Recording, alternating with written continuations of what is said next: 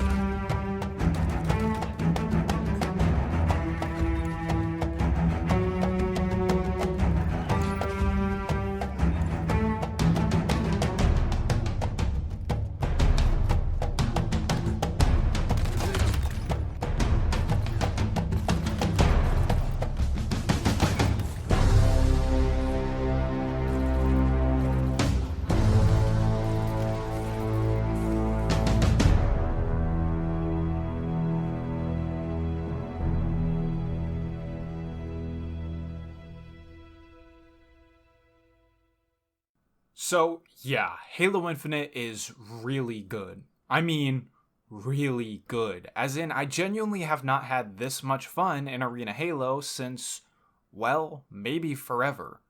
What is up, Imperials? This is your man Emperor Hotshot, back at it again with a brand new video.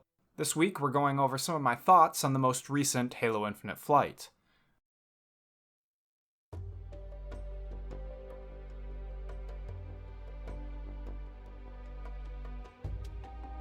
Starting first with the general gameplay and feel of the game, which the devs lovingly refer to as the dance, I found it to be some of the best in the franchise. Everything from the combat to the movement felt really good and served as natural improvements to the classic game formula, while still being accessible to casuals and newcomers alike. Standout features like clambering and sliding, while present in Halo 5, felt a lot more reeled in to still give more traversal options while allowing players to avoid them entirely if they so choose. Even the age-old enemy of sprint feels like just another tool in your arsenal and primarily exists to activate the sliding mechanic, with sprint itself only being about 2% faster than standard running speeds. The weapon sandbox also felt pretty good. Weapons like the assault rifle or the sidekick felt really satisfying to use, and even a weapon like the commando, which I was afraid had some role overlap with the assault rifle, had its own distinct playstyle and flavoring that made it unique. Almost every weapon felt extremely satisfying to use, with a few exceptions. Notably, the Heatwave and the Bulldog didn't feel all that great. The Heatwave was mostly just really funky to get a feel for how to properly use, especially with the alternate fire mechanic and the bounciness of the projectiles. And the Bulldog just didn't feel all that powerful, not like the classic shotgun of Halo's past. While both of these shotguns I can attribute to user error, the sniper rifle on the other hand felt a lot stranger to use. I have no problem with taking away aim assist on the weapon and making it require more skill to use, however, the weapon had a strange, unfinished feeling. Scoping in often left the reticle off-center, and accuracy felt all over the place because of this. Other weapons like the Needler and the Gravity Hammer still feel like they could use a bit more work as well. Something I noticed in the original multiplayer reveal trailer was that the Gravity Hammer seemed to lack any physics on impact. The bodies don't retain the physics of the blast when hit, unlike normal melee attacks which can launch bodies into high orbit. And while I didn't get a chance to test it during the beta, I didn't get the feeling I could launch myself into the air with the Grav Ham like I can do in other games. Besides the lack of force on the hammer, the animations and feeling of the weapon did feel pretty good, with the longer wind-up time now giving a wider AoE blast on impact. The Needler also has a very wimpy animation set that I sincerely hope gets changed. Halo Infinite has a soft shake for a reload animation where, in games past, the reload felt as though you had to smack the Blamite around inside for the weapon to reload properly. It's not really a game-breaking issue, but it was something that annoyed me every time I picked up and used the Needler. Moving on, I also found grenades taking a bit more to get used to throughout much of the beta. I didn't feel like my Spartan threw them very far during my first 5 hours of playtime or so, and was concerned that the throw distance or velocity may need to be turned up. Then the ODST bots came out, and boy did that give me whiplash. These grenade-spamming monsters made it very apparent that while grenades themselves may travel a bit slower, they gave just enough reaction time for skilled players to react accordingly and still punished you for bad positioning. At the end of the flight, I think the only thing I didn't really like about them was only being able to hold 2 types of grenades at any given moment. Again, this is more of a nitpick, but it felt like a strange choice to me, and I couldn't really think of a good reason as for why this change occurred. Maybe it was to homogenize the grenade economy a bit more, so one team, or rather, a few players on one team, couldn't hog all the grenades on the map. Finally, let's talk about equipment. Now, I'll be honest, I really hated equipment in Halo 3.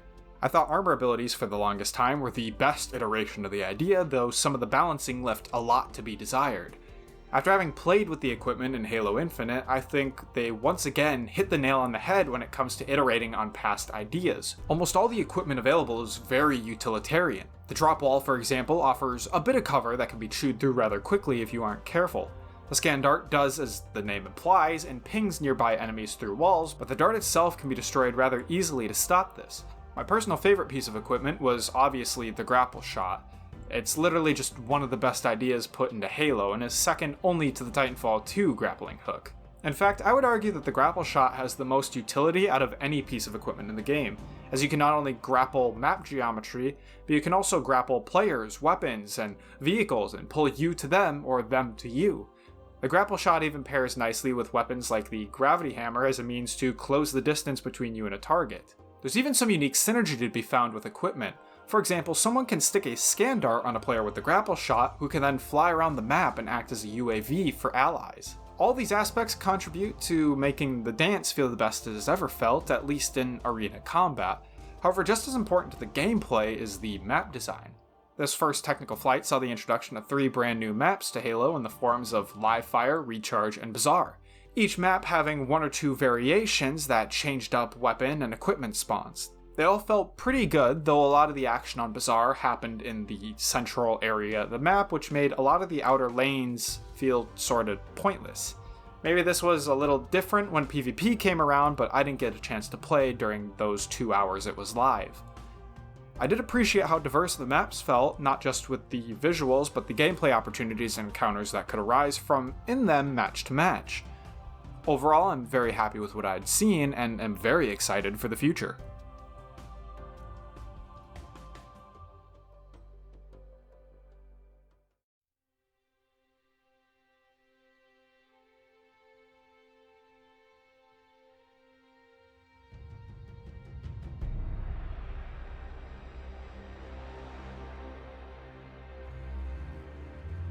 The main focus of this technical test was testing out the performance of game systems and the functionality of bots in multiplayer. While I get this was disappointing for a lot of players, I understand that from a development standpoint, if they launched the flight with both PvP and PvE bots, the bots would not get tested nearly as much outside of a few people testing them for the novelty. I also wouldn't be surprised if 343 were gathering telemetry from this flight to make the bots even smarter in the final game, which is a terrifying thought. The bots themselves served as a major wake-up call for a lot of players and their perceived skill, even more so when the ODST bots dropped on the second day. ODSTs loved nothing more than to send you feet first into hell by spamming you with grenades and mowing you down with whatever weapon they could find. 343 must have also programmed these hell jumpers to humiliate players occasionally, as some had been seen teabagging corpses of the players they defeated, even sometimes ninjaing them. I only got to play 1 match against the Spartan level bots, but they seemed even more formidable, making better use of equipment and even bunny hopping to make themselves a bit harder to hit. These bots, while a great new feature to the Halo franchise, still need a bit of work.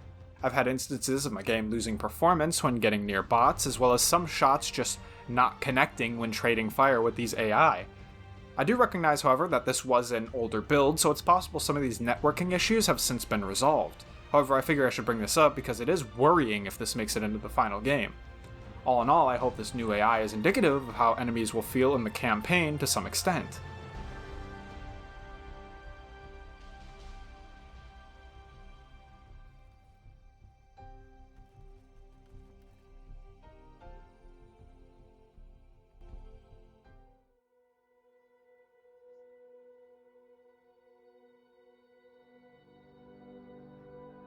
.343 Industries also gave us a taste of what the personalization will look like in the final game with a mock season pass that I will talk a little bit more about later. Customization and personalization has a lot more depth in Halo Infinite than even Reach, which up until now was always a staple for me. Players can now switch up their helmets, shoulders, chest pieces, forearms, gloves, knee pads, even their visor color.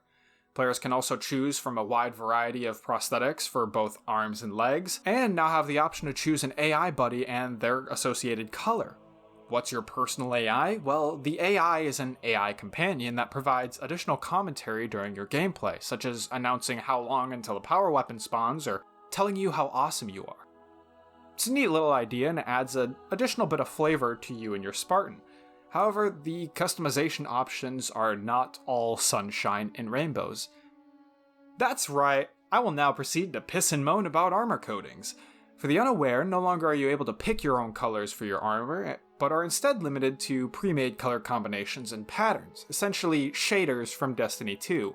Now, admittedly, some of these coatings are cool, however, the small sample size we had available during the flight left a lot to be desired. Just look at all these color options we have. Gray, red, blue, green, orange, cyan?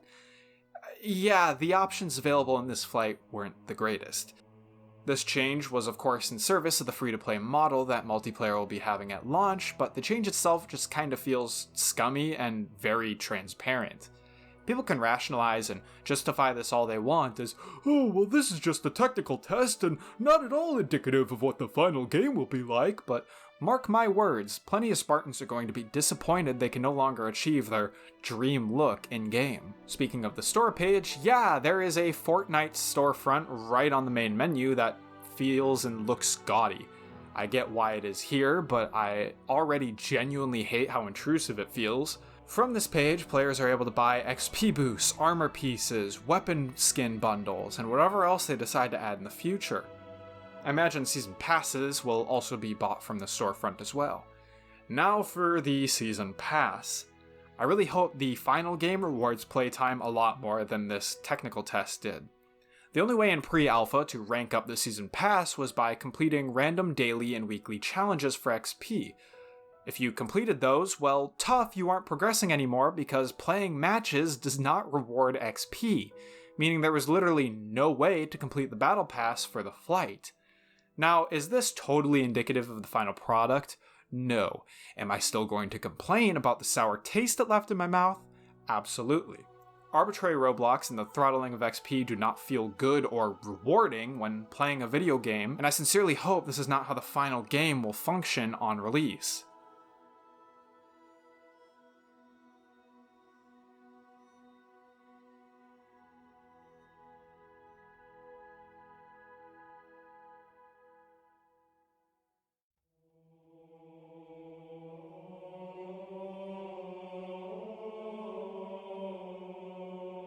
Were there bugs?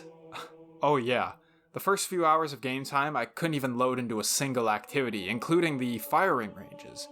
This issue persisted through multiple restarts, and I eventually gave up for a while.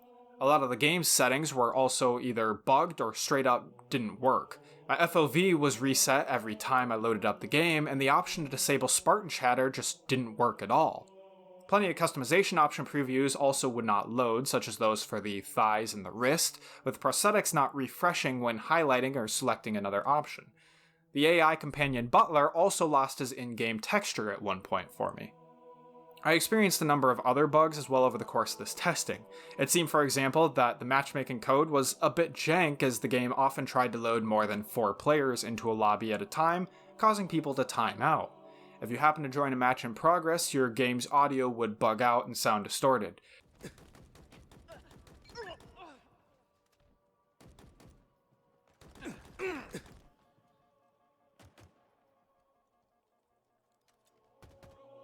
The aforementioned performance drops when getting near bots was also irritating at times.